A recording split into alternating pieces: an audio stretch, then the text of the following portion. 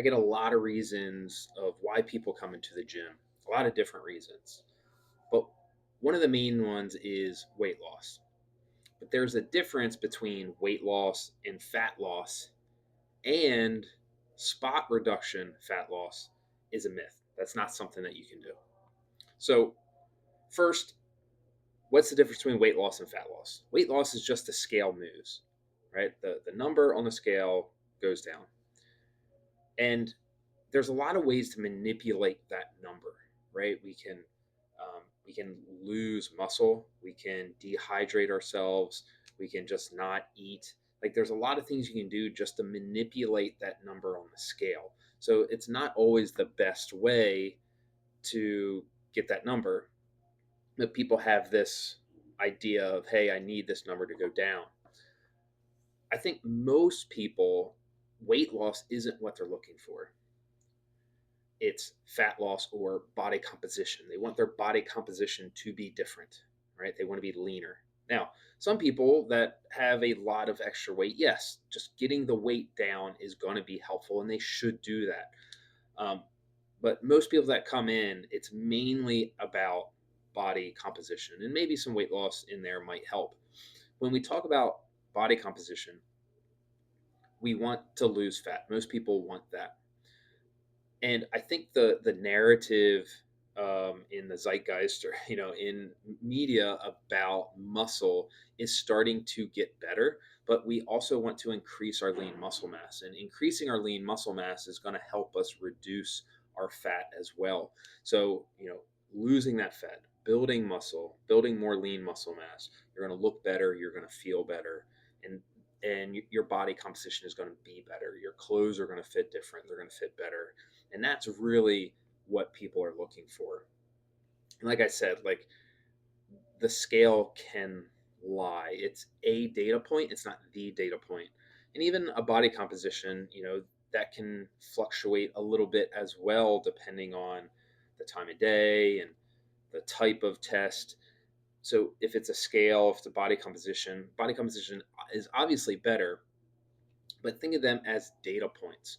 We want to use them as a as a tool in our toolbox to be aware of where we're going. What we care more about is trends. Hey, is my body composition trending in the right direction? Is my body weight trending in the right direction? That's what we really care about. Um, when we are able to reduce our fat, when we're able to lose fat, we start getting that body composition that we want, right? And we can be at the same body weight and look completely different because we've increased our lean muscle and we've reduced our fat, but still be the same weight and look completely different. I have a dozens of pictures of transformations of people doing that. And it's it can be challenging when all you think about is that number on the scale. And that's why we have, when people come in, once they go through our on ramp program, which is to help you, give you the tools to be successful, to set you up for success, we tell everybody to take a picture of themselves after those 4 sessions. And the reason is sometimes it's hard to tell. You see yourself every day, or you're on the scale and it doesn't change, and you don't realize the physical change that's actually happening. And then what can happen, what we hear a lot of times when people come in and we talk, we always bring people in. The first thing that we do with everybody is a no sweat intro, because we want to learn about you and what you're looking for, and if we're the right gym to help you. And what we hear a lot is like, hey, I want to lose my love handles, or I want to get my stomach a little bit smaller. And we can help with that, but we cannot spot reduce fat. So, for example, doing more sit ups isn't going to reduce the fat around your midline. In order to lose fat, you just have to, it's not something that you can, it's just going to come off on its own. Like, by reducing your calorie, by lifting more, by getting strong, it's just going to come off, and it comes off of different people in different ways, right? Different people store fat in different places. Some people it's in the hips, some people it's in the front of their stomach, some people it's on the side, right? Everybody holds it a little bit different, and it comes off of people in different ways. So what we need to do is just focus on reducing that fat, losing that fat, and it'll come off eventually. But we got to just keep working it on the whole body, not just the specific area.